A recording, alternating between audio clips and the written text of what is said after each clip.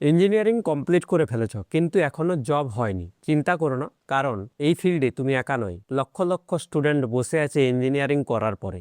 তবে চিন্তা করার কোনো বিষয় নেই, কারণ কি সঠিক পথে যদি তোমরা এগাও অবশ্যই তোমরা সাকসেস পাবে, তোমরা জব সিকিউর করতে পারবে। আমি আজকের এই ভিডিওটিতে তোমাদেরকে জানাবো যে কি ধরনের স্কিল তোমাদের দরকার যদি তোমরা এই মুহূর্তে এই পরিস্থিতিতে দাঁড়িয়ে একটা জব চাও। সঠিক গাইডেন্স কি হতে পারে, আজকের এই ভিডিওটিতে এই সমস্ত কিছু তথ্য আমি আজকে তোমাদের সামনে তুলে ধরব, যেগুলো ফলো করলে তোমাদের জব পাওয়ার প্রবণতা অনেক গুণ বেশি হবে। কেন ম্যাক্সিমাম ইঞ্জিনিয়ারিং স্টুডেন্ট বিটেক করার পরে বসে থাকে বা ডিপ্লোমা করার পরে বসে থাকে, জব পায় না? এর অনেক কিছু কারণ হতে পারে, তার মধ্যে কিছু কারণ আমি ব্যাখ্যা করব। যেমন একটা কারণ তো এটা হতে পারে যে ম্যাক্সিমাম কলেজে থিওরিটিক্যাল নলেজের ওপর বেশি করে ফোকাস করা হচ্ছে, প্র্যাকটিক্যাল নলেজের উপরে জোর দেয় না ম্যাক্সিমাম কলেজ, যার ফলে কি হয়, স্টুডেন্টরা প্র্যাকটিক্যাল নলেজটাই শিখতে পারে না। আর এই ইঞ্জিনিয়ারিং ব্যাকগ্রাউন্ড, এটাতে যদি প্র্যাকটিক্যাল নলেজ তোমাদের না থাকে তাহলে তোমাদের ক্ষেত্রে জব পাওয়া কিন্তু খুবই মুশকিল। সেকেন্ড যে প্রবলেমটা আমি দেখেছি সেটা হচ্ছে কমিউনিকেশন স্কিল।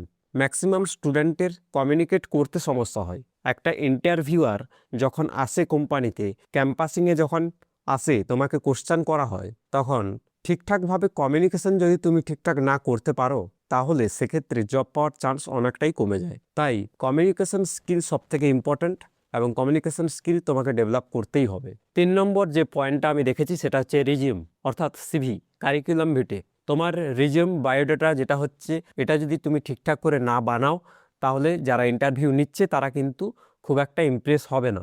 রিজিউম বানানোর সঠিক পদ্ধতি তোমাকে জানতে হবে এবং সেই মতো সঠিক গাইডেন্স নিয়ে রিজিউমটা তোমাকে তৈরি করতে হবে। এরপরে আর একটা সমস্যা আমি দেখেছি, সেটা হচ্ছে ইন্ডাস্ট্রির লেটেস্ট যা ট্রেন্ড চলছে সেই মতো স্কিল তোমাদের থাকছে না। বর্তমান তুমি ধরো একটা এক্সাম্পল দিয়ে আমি বলছি যে তুমি মেকানিক্যাল ইঞ্জিনিয়ার কমপ্লিট করে ফেলেছো, তুমি সব কিছু শিখেছো যেগুলো মেকানিক্যাল ইঞ্জিনিয়ারিং করতে গেলে লাগে, কিন্তু বর্তমানে কোম্পানিগুলো অনেকটা অ্যাডভান্স হয়ে গেছে, তারা নতুন কিছু স্কিলের ওপর ফোকাস করছে, যেমন ক্যাড হয়ে গেল, ডেটা ড্রিভেন নলেজের ওপর তারা ফোকাস করছে। কিন্তু তোমার মধ্যে এই ধরনের স্কিলগুলো যদি না থাকে তাহলে কি করে তোমাকে হায়ার করবে কোম্পানি, এটা প্রথমে বুঝতে হবে। তাই ইন্ডাস্ট্রি রিলেটেড যে ধরনের স্কিলগুলো লেটেস্ট চলছে সেই ধরনের স্কিলগুলো তোমাকে অ্যাকোয়ার করতে হবে, তোমাকে শিখতে হবে, তোমাকে মাস্টারি হাসিল করতে হবে।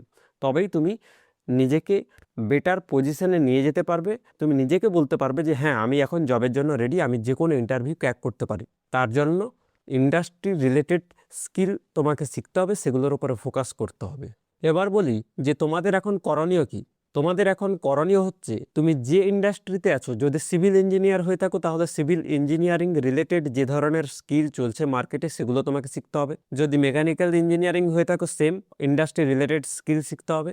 যদি তোমার ইলেকট্রনিক্স ব্যাকগ্রাউন্ড থেকে থাকে তাহলে সেই ধরনের স্কিল তোমাকে অ্যাকোয়ার করতে হবে, শিখতে হবে। কিছু ইম্পর্ট্যান্ট স্কিল যেমন মেকানিক্যাল ইঞ্জিনিয়ারের ক্ষেত্রে অটোক্যাড হয়ে গেল, সলিড ওয়ার্কস হয়ে গেল, অটোমেশন হয়ে গেল, এই ধরনের স্কিলগুলো তোমাকে শিখতে হবে।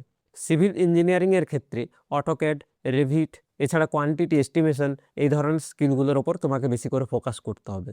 ইলেকট্রনিক্স ইঞ্জিনিয়ারিংয়ের ক্ষেত্রে সোলার, আইওটি, ম্যাটল্যাব, এছাড়া এমবেডেড সিস্টেম, এই ধরনের স্কিলগুলোকে তোমাকে অ্যাকোয়ার করতে হবে। যদি তুমি কম্পিউটার সায়েন্স ব্যাকগ্রাউন্ড হয়ে থাকো, আইটি ব্যাকগ্রাউন্ডের হয়ে থাকো, তাহলে web development, Python, data analytics, artificial intelligence, নতুন যা ট্রেন্ড এসছে সেই ট্রেন্ডগুলো, জেনারেটিভ এআই, এইগুলো তোমাকে শিখে রাখতে হবে। এবার যেটা বলবো সেটা হচ্ছে বিভিন্ন প্রজেক্টে তোমরা কাজ করো, দরকার হলে ইন্টার্নশিপ করো, ইন্টার্নশিপের জন্য তোমরা অ্যাপ্লিকেশন দাও। ইন্টার্নশিপ হলে কি হবে, তুমি বিনা পয়সায় তুমি কাজ করো কিন্তু কাজটা তুমি শিখতে পারবে। ইন্ডাস্ট্রিতে বর্তমানে যে ধরনের কাজ চলছে, যে ধরনের স্কিল চলছে, সেই স্কিলগুলো তুমি প্র্যাকটিক্যালি শিখতে পারবে ইন্টার্নশিপের মাধ্যমে। এটা নয় যে তুমি আজকে একটা ইন্টার্নশিপের জন্য অ্যাপ্লাই করে দিলে এবং সেটা পেয়ে গেলে, তা কিন্তু নয়। তোমাকে কিছু বেসিক নলেজ তো অবশ্যই থাকতে হবে তোমার। 2, 3, 4 এরকম ইন্টার্নশিপে তুমি ট্রাই করলে, অ্যাপ্লিকেশন করলে, তার মধ্যে একটা না একটা তুমি অবশ্যই পাবে। বিভিন্ন প্রজেক্টের উপর যখন তুমি কাজ করবে বা তুমি নিজেও যদি প্রজেক্ট তৈরি করতে পারো, সেগুলো তোমাকে নিজের যে পোর্টফোলিও বানাবে সেখানে তোমাকে অ্যাড করতে হবে। এগুলো ইন্টারভিউতে তোমাকে অনেকটা ধাপ এগিয়ে রাখবে। নিজের যদি গিটহাব অ্যাকাউন্ট না থাকে, একটা গিটহাব অ্যাকাউন্ট তৈরি করো, লিঙ্কডইনে প্রোফাইল তৈরি করো, সেখানে নিজের কাজ কি শোকেস করাও, যে তুমি এই স্কিলগুলো জানো, এই প্রজেক্টটায় তুমি কাজ করেছো, এগুলো রিক্রুটারকে দেখাও, তাদেরকে শো করাও। যখন তারা তোমার লিঙ্কডইন প্রোফাইল, গিটহাব প্রোফাইল দেখবে, তারা যেন ইমপ্রেস হতে পারে যে হ্যাঁ, এই পার্সনটা, এই ক্যান্ডিডেটটা নলেজ রয়েছে, প্র্যাকটিক্যাল স্কিল রয়েছে, প্র্যাকটিক্যাল নলেজ রয়েছে, তাহলে আমি একে যদি অ্যাকোয়ার করি আমার কোম্পানির অবশ্যই লাভ হবে। তখনই একটা রিক্রুটার তোমাকে রিক্রুট করবে। আর একটা জিনিস আমি যেটা মার্কেটে লক্ষ্য করে দেখেছি সেটা হচ্ছে, হ্যাঁ আমি জব পাচ্ছি না, ইঞ্জিনিয়ারিং করেছি 4-5 বছর হয়ে গেল জব পাচ্ছি না, তা বলে কি আমি ওই ফিল্ডেই আটকে থাকবো? তা বলে কি আমি ওই কোর ফিল্ডেই আটকে থাকবো? আমি যে ফিল্ডে বা আমি যে ফিল্ডে ইঞ্জিনিয়ারিং করেছি সেখানে যদি জব অপরচুনিটি না থাকে, তাহলে আমার কাছে এখন রাস্তা কি? রাস্তা হচ্ছে আমাকে ফিল্ড চেঞ্জ করা। বর্তমানে তোমরা যে কোনো কোম্পানিতেই যাও না কেন, তারা কিন্তু প্র্যাকটিক্যাল নলেজ দেখবে, প্র্যাকটিক্যাল স্কিল দেখবে, তোমার মধ্যে কি স্কিল রয়েছে। তোমার মধ্যে যদি স্কিল না থাকে তাহলে ডিগ্রির কোনো ভ্যালু নেই। এটা তোমাকে প্রথমে বুঝে নিতে হবে যে আজকালে ডিগ্রির কোনো ভ্যালু নেই। সে তুমি বিটেক করো, পলিটেকনিক করো বা যাই করো। তাহলে আমি যদি জব পাচ্ছি না, 4-5 বছর হয়ে গেল, আমার ইঞ্জিনিয়ারিং ডিগ্রি কমপ্লিট হয়ে গেছে, আমি কেন সেই সিভিল বা মেকানিক্যালি আটকে থাকবো? হ্যাঁ, মেকানিক্যালে দেখলাম যে যদি জব পাওয়ার চান্স আছে আমার বাড়ির কাছাকাছি, আবার অনেকের এটা হয় যে বাড়ি ছেড়ে বাইরে যেতে চায় না, তাহলে বাড়ির কাছাকাছি এমন কিছু কোম্পানি দেখবো যেখানে জবের অপরচুনিটি রয়েছে। যদি জবের অপরচুনিটি না থাকে তাহলে আমার কাছে একটা রাস্তা রয়েছে, যেটা হচ্ছে ফিল্ড চেঞ্জ করা। আমি এখন দেখব যে বর্তমানে মার্কেটে কী ধরনের স্কিল রয়েছে, কী ধরনের স্কিলের ওপর বেশি রিক্রুট হচ্ছে। যদি আমার কম্পিউটারের প্রতি ইন্টারেস্ট থাকে, যদি আমি স্কিল শিখতে পারি, তাহলে আমার এটা ম্যাটার করে না যে আমি মেকানিক্যাল থেকে এসেছি কি সিভিল থেকে এসেছি। আমার মধ্যে কোডিং নলেজ যদি থাকে, তাহলে একটা আইটি কোম্পানিও আমাকে হায়ার করতে পারে। কেন কি? আমার মধ্যে স্কিল আছে। কোম্পানি যেটা চায় সেটা যদি আমার মধ্যে থেকে থাকে, তাহলে কেন আমাকে হায়ার করবে না? অবশ্যই করবে। তো সেজন্য নিজের পোটেনশিয়ালটা দেখাতে হবে যে আমার মধ্যে কী কী স্কিল রয়েছে। আমি যে কোনো ব্যাকগ্রাউন্ডের হই না কেন, আমি যদি স্কিল শোকেস করাতে পারে, আমি যদি নতুন কিছু স্কিল শিখতে পারি এবং সেগুলোতে মাস্টারি হাসিল করতে পারি। এখন নতুন কী কী স্কিল রয়েছে? ডেটা অ্যানালাইটিক্স হয়ে গেল, ডেটা সায়েন্স হয়ে গেল।